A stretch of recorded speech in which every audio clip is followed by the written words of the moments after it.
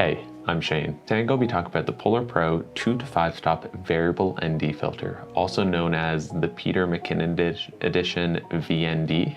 I've had it for a year now and I've been using it for both my personal and professional use. And in this video, I'm going to go over all the pros and cons that I've found from using it and if I recommend it for you to buy.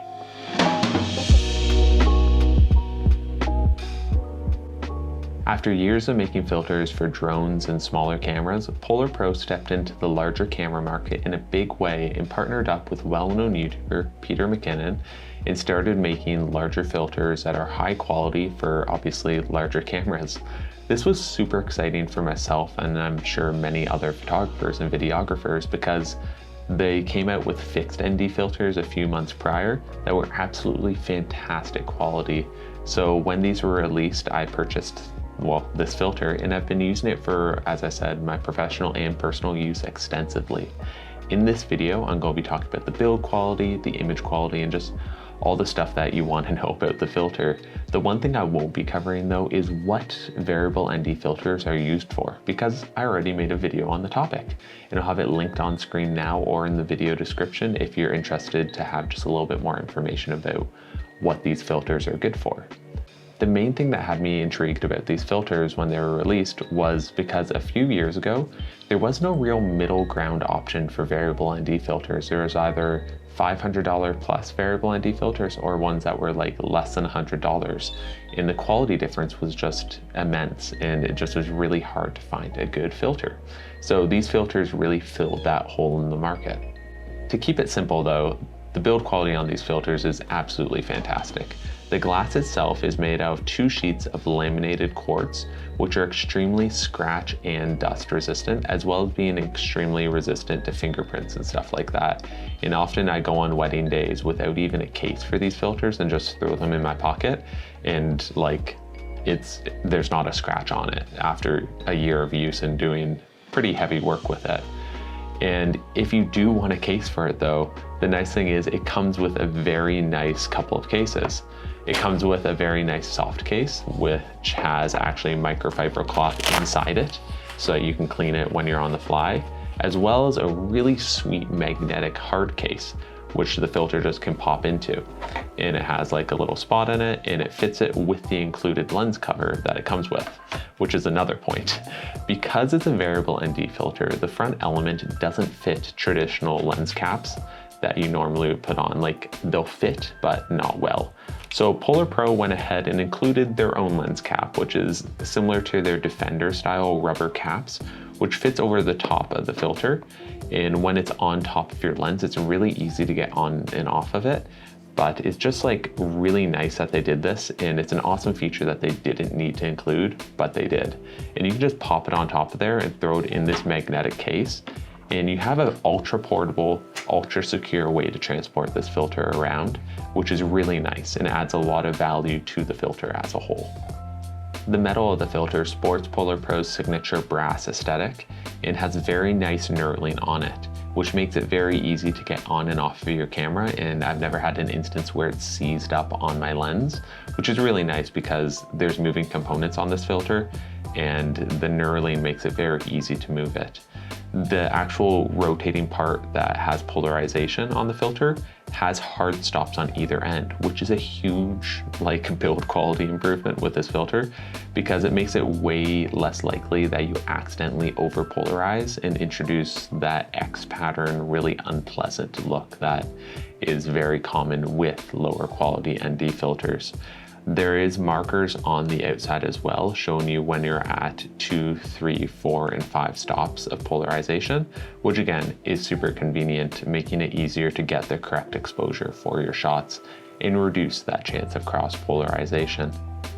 I'll move on to the more important part now, and that is the optical quality, because my goodness, PolarPro once again talks real big game with these filters, claiming that because of the hard stops, they eliminate any chance of cross polarization, that they have superior optical quality to any other filter on the market, resolving up to 100 megapixels and having zero vignetting down to 16mm lenses. And I'm happy to say that on all accounts, PolarPro basically delivers perfectly on their claims. As I said earlier, there is virtually no cross polarization because of those hard stops, and I've only actually managed to have that X pattern appear when pushing it to the very extreme in completely unrealistic environments where it's super bright. So realistically, it's never going to be an issue. And with regards to color cast and just a color shift when using the filter, again, it's very negligible. Because it is a variable ND, it's gonna use polarization, and I find it skews it just a little bit to the warmer side, but it's super easy to correct in post, and matching shots with and without the filter is very easy. And compared to other filters that I've used in the past, again, which were lower quality, this is like a whole world of difference, and it's awesome. So I don't find an issue with any color cast with these filters. With regards to the sharpness, I have not had any issue with loss of quality when using these filters. The main thing I use it for is video, and at 4K, even when you're using the crop sensor on the A7R III or A7 III, there is no discernible loss in video quality. And when you're taking it over for photography, in a pinch, you can easily use this for an ND filter while taking photos.